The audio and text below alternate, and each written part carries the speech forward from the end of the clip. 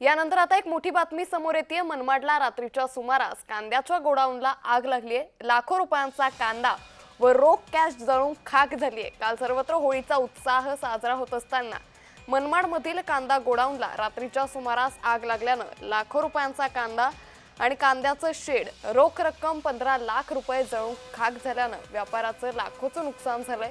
त्यामुळे आग इतकी भयंकर होती की मोटरसायकल बँकेतून काढून आणलेली रक्कम त्याचबरोबर 15 लाख रुपये हे यावेळी जळून खाक झाल्याचं व्यापाऱ्यांचं म्हणणं आहे। त्यामुळे मालेगावमध्ये या गोडाऊनला अचानक आग लागली। यामुळे कांद्याचं संपूर्ण शेड हे जळून खाक झाले। त्यामुळे कांदा उत्पादक शेतकऱ्याचं, कांदा व्यापाऱ्याचं मोठं नुकसान झाल्याचं सध्या पाहायला मिळतंय। या गोडाऊनमधील कांदा त्याचबरोबर रोख कॅश ही जळून खाक झाली। मात्र आग नेमकी कशामुळे लागली याचं कारण सध्या स्पष्ट झालेलं नाहीये।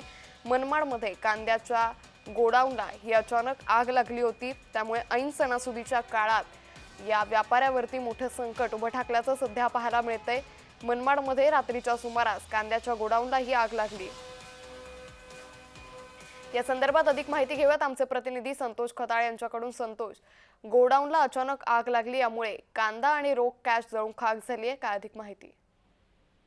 अंकिता, बरोबर आहे। काल रात्री मध्यरात्री 1 वाजेच्या सुमारास या मनमाड चांदूर रोडवरील पाटील पंपाच्या बाजूला असलेल्या या कांद्याच्या शेडमध्ये काल रात्रीच्या सुमारास ही आग लागली। या आगीत जवळपास 15-1 लाख रुपये रोख कॅश आणि जवळजवळ 10 ते 12 लाख रुपयाचा कांदा हा जळून खाक झाला असून यामुळे या व्यापाऱ्याचे फार मोठ्या प्रमाणावर नुकसान झाले। निश्चित।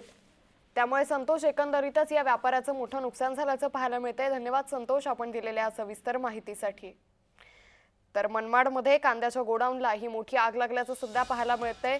आगीचं कारण मात्र अद्यापही अस्पष्ट आहे। मात्र यामध्ये कांदा व्यापाराचं मोठं नुकसान झालंय, कारण मोठ्या प्रमाणात साठवणूक करून ठेवलेला कांदा, शेडमधील कांदा हा जळून खाक झालेला आहे। आणि त्याचबरोबर या ठिकाणी 15 लाख अशी रोख रक्कम देखील होती आणि ती देखील जळून या आगीत खाक झाली आहे।